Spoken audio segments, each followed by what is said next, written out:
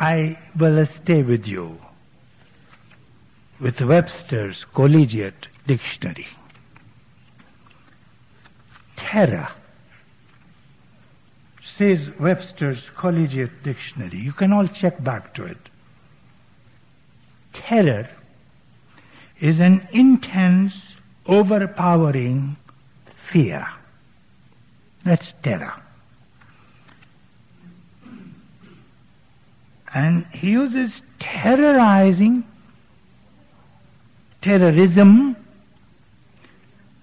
quote, the use of terrorizing methods, hear me closely, the use of terrorizing methods of governing or resisting a government. Quotes closed. This simple definition has one great virtue, and the virtue of fairness. It's fair. It focuses on the use of coercive violence. Violence that is used illegally, extra-constitutionally to coerce. And this definition is correct because it treats terror for what it is, terror, whether government commits it or private people commit it. You see, notice something, motivation is kept out of it. We're not talking about whether the cause is just or unjust. We're talking about consensus, consent, absence of consent, legality, absence of legality, constitutionality, absence of constitutionality. Those are the issues. Why do we keep motive out? Because motives differ. Motives differ and make no difference. I have identified in my work 5 types of terrorism. First, state terrorism.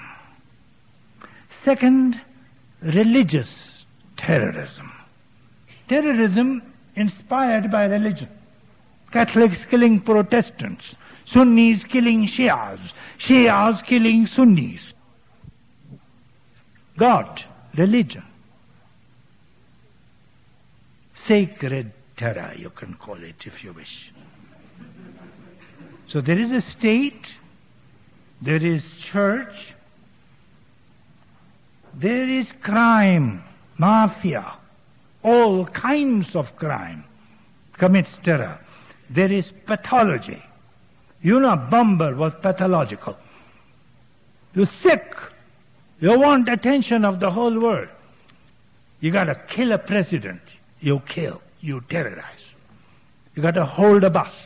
You do it. And so there is pathology. And fifth, there is political terror of the private group. Be the Indian, the Vietnamese, the Algerian, the Palestinian, the Baader Meinhof, the Red Brigade, whichever that is. Political terror of the private group. The oppositional terror, I call it. Keep these 5 in mind. And begin to move on. Keep in mind one more thing. Sometimes these 5, any 2 or any 3 can converge on each other. You start with protest terror. You go crazy, you become pathological, you continue. They converge. State terror can take the form of private terror. For example, you're all familiar with it. The death squad in Latin America. Or the death squad in Pakistan. And the government has employed private people to kill its opponents. So it's not quite official, it's privatized. You see what I'm saying? Convergence. Or the political terrorist who goes crazy and becomes pathological. Or the criminal who joins politics. All through in Afghanistan, in Central America, the CIA employed in its covert operations drug pushers. Drugs and guns often go together. Smuggling of all things go together. You would notice that of the 5 types of terror, focus is on only one, the least important. The least important in terms of cost to human lives and human property. The highest cost, state terror. Second high cost, religious terror. Although in the 20th century, religious terror has relatively speaking declined. But if you are looking historically, massive costs. Next high cost, crime. Next high, pathology. A Rand Corporation study, a man called Brian Jenkins, for 10-year period up to 1988, showed 50% of terror was committed without any political cause at all. No politics. Simply crime and pathology. This is Brian Jenkins' study. So, move on to examine then the focus on only one.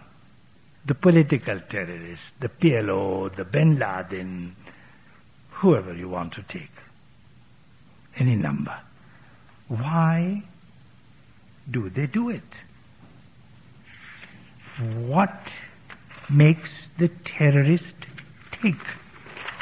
Those I would like to knock them out quickly to you.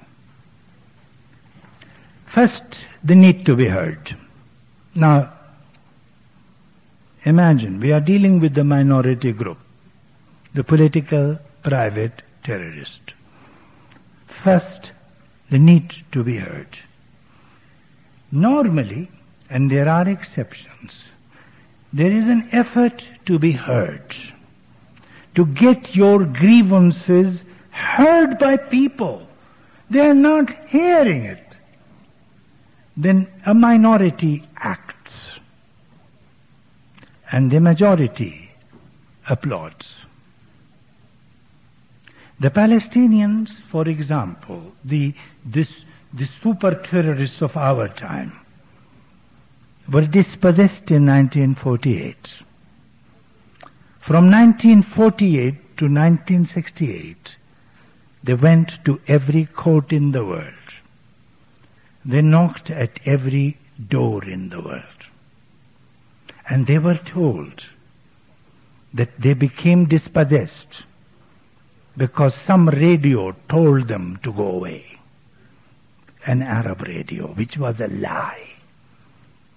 Nobody was listening to the truth. Finally, they invented a new form of terror. Literally their invention. The airplane hijacking.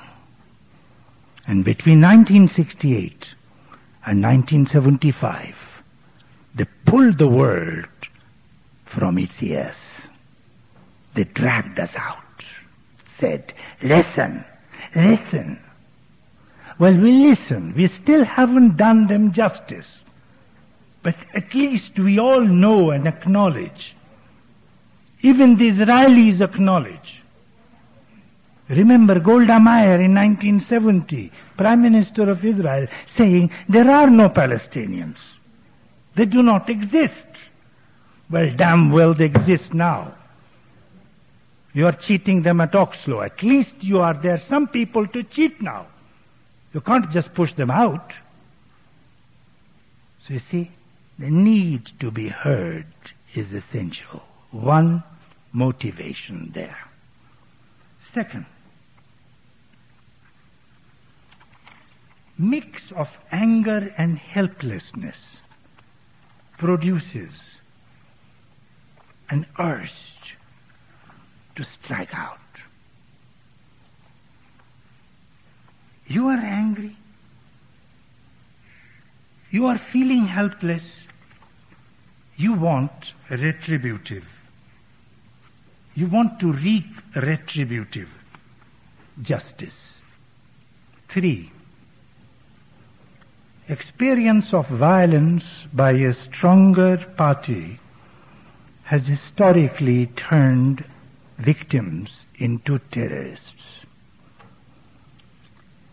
Battered children are known to become abusive parents and violent adults. You know that. That's what happens to peoples and nations. When they are battered, they get bad.